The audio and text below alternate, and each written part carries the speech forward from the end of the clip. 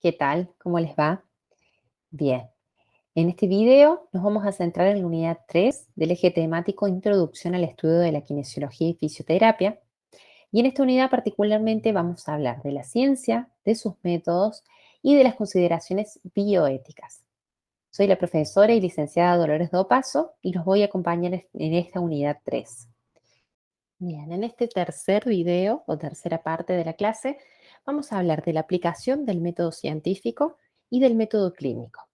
Entonces, empezamos por este resumen de un trabajo científico en donde podamos leer como título que se trata de los efectos del ejercicio físico en la condición física funcional y la estabilidad en adultos mayores. ¿Sí?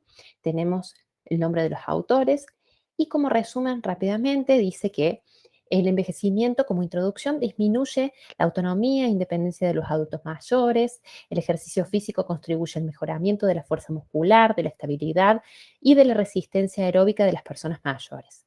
Como objetivo, este trabajo habla de establecer los efectos del ejercicio físico sobre la condición física funcional y el riesgo de caídas en un grupo de adultas mayores.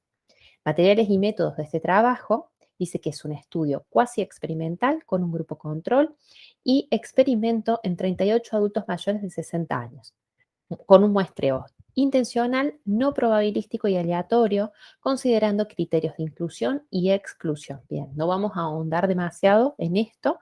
Sí, vamos a seguir diciendo que se midió la capacidad funcional a través de la batería Senior Fitness Test y el riesgo de caídas mediante la escala de Tinetti, antes y después del programa de ejercicios, el cual fue aplicado durante 12 semanas al grupo experimental, mientras el grupo control continuó en el programa tradicional. ¿Qué resultados se obtuvieron? Los principales cambios en el grupo experimental se obtuvieron en el perímetro de cintura de 91,89 a 88,95 centímetros, la fuerza de miembros superiores de 17,16 a 20,63 repeticiones, la flexibilidad del tren superior de menos 8,24 a menos 5,66 centímetros, una resistencia aeróbica de 70,32 a 83,47 pasos, el equilibrio de 13,95 a 15,26 puntos y como conclusión habla de que los resultados sugieren una asociación significativa entre el ejercicio aeróbico y la disminución del índice de cintura-cadera y del perímetro de cintura, el aumento de la fuerza muscular y la flexibilidad de los miembros superiores, de la capacidad aeróbica, del equilibrio y la autoconfianza para caminar por el barrio en un grupo de adultos mayores. Bien, yo acá les sugiero que pausen el video y traten de buscar las partes del método científico. Ahora lo vamos a hacer juntos, pero yo les sugiero que primero intenten releer esto que vimos muy rápidamente juntos y que intenten fijarse dónde pueden encontrar ciertas partes. A veces no podemos encontrar todas, a veces están más claras y más definidas y otras veces están un poquito escondidas. Entonces ahora juntos vamos a ir viendo dónde están cada una de esas partes. Entonces, lo primero que vamos a ver es la pregunta problema, que en este caso no está redactada como una pregunta, pero ese título que dice efectos del ejercicio físico en la condición física funcional y la estabilidad en adultos mayores sería nuestra pregunta problema. Y nosotros podríamos formularlo como ¿cuáles son los efectos del ejercicio físico en la condición física funcional y la estabilidad en adultos mayores? Esa sería entonces nuestra pregunta. Ahora, como hipótesis, acá a veces encontramos que dice hipótesis, dos puntos, ¿y cuál es la hipótesis? Acá lo encontramos dentro de la introducción, y la introducción lleva consigo también una parte, toda la información recabada y el marco teórico. Entonces, de toda la información que ellos recaban, han encontrado esto que señalé acá, que lo subrayé, que dice, el ejercicio físico contribuye al mejoramiento de la fuerza muscular, de la estabilidad y de la resistencia aeróbica de las personas mayores. O sea que en este trabajo la hipótesis es que esto sea lo esperable, de que después de hacer las pruebas con estos grupos, el resultado sea el mejoramiento en todas estas condiciones. Bien, la parte de experimentación en donde vamos a poder saber si nuestra hipótesis es cierta o no es cierta, está un poco más clara porque habla de qué es lo que se midió y a través de qué test. Esto siempre tiene que estar bien marcado, siempre tiene que definirse con qué se va a hacer. No puedo yo inventar cualquier herramienta, no es válida para hacer un trabajo de investigación. Entonces, tienen que ser herramientas válidas, que ya tengan un sustento y que la comunidad científica sepa que esas herramientas sirven para lo que yo estoy midiendo. Ahí entonces va a tener mucho más peso mi resultado. Entonces, la experimentación va a ser esta. Los resultados están bien plasmados y claros, no hay que estarlos buscando demasiado.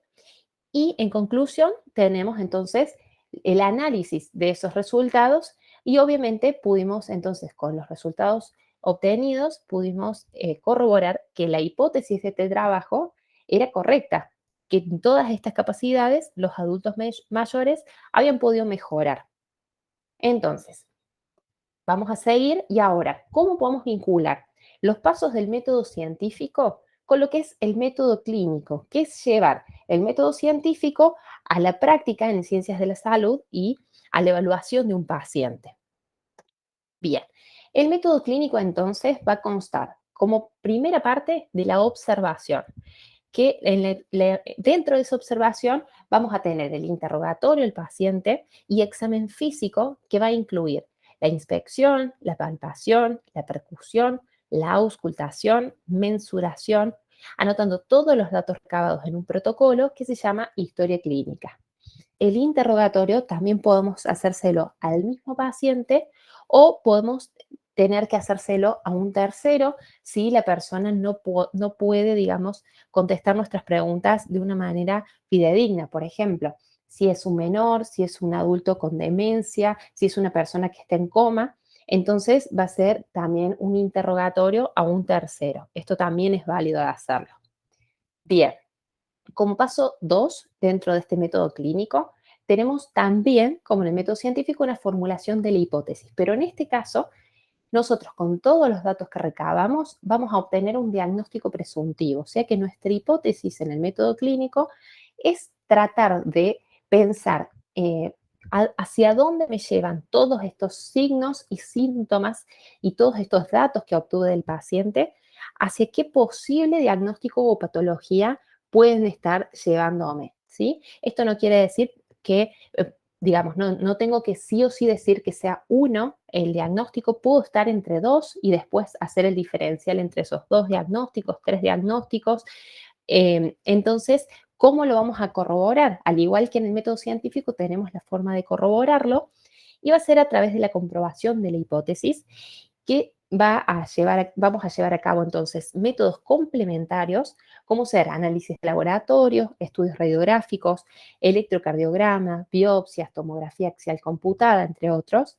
Y son todos estudios indirectos aportados por diferentes disciplinas y tecnologías destinados a corroborar o modificar ese diagnóstico presuntivo. Entonces, con esto yo sumo otros datos a la observación y el interrogatorio y todos los datos recabados al principio. Como último paso es la resolución, el diagnóstico definitivo y el tratamiento oportuno, ¿sí? El tratamiento certero. Entonces vamos a confirmar o descartar ese diagnóstico presuntivo que teníamos en el paso número 2. Veamos entonces ahora estos pasos del método clínico llevados a un ejemplo concreto. Entonces vamos a comenzar por esta burbuja, por este círculo en donde habla que tenemos un paciente con pérdida de salud y en nuestro caso concreto pusimos, por ejemplo, un dolor lumbar. Entonces, este paciente va a llegar a la consulta en donde se va a hacer este paso del método clínico, que es la observación, pero que además va a conllevar el interrogatorio, la inspección. En las imágenes que ustedes tienen ahí tenemos la medición de los ángulos de las articulaciones, por ejemplo, que esto es algo que podemos hacer nosotros con una herramienta, que es la que también se ve en pantalla, que está midiendo el ángulo, que se llama goniómetro. Después tenemos diversos test o maniobras para poder visualizar cómo se encuentran las articulaciones, la columna, ligamentos, músculos. Podemos hacer infinidad de maniobras y de test y ahí vamos a obtener entonces una hipótesis, un diagnóstico presuntivo. Acá en estas imágenes, por ejemplo, podríamos sugerir, según lo que pudimos ver en el paso número 2, que a lo mejor ese dolor lumbar podía tener que ver con una hernia de disco en la columna o con una escoliosis, con una desviación de la columna. Entonces, ¿cómo corroboramos esta hipótesis? Con estudios complementarios. Por ejemplo, podemos, nosotros no, pero sí el médico podría pedir que se lleve a cabo un estudio complementario como es una tomografía o una resonancia. Y en ese caso vamos a tener la imagen que se ve en pantalla en donde podemos corroborar esta hipótesis o diagnóstico presuntivo que tenemos. Y una vez que hacemos este método complementario, entonces podemos llegar a tener la confirmación diagnóstica y vamos a poder hacer nosotros el tratamiento oportuno en conjunto con el médico si así lo requiere. El licenciado en kinesiología y fisioterapia siempre realiza un diagnóstico que es funcional. Bien, y en la imagen vemos alguna maniobra o algún ejercicio que podríamos estar realizando con este paciente que se había presentado con un dolor de columna.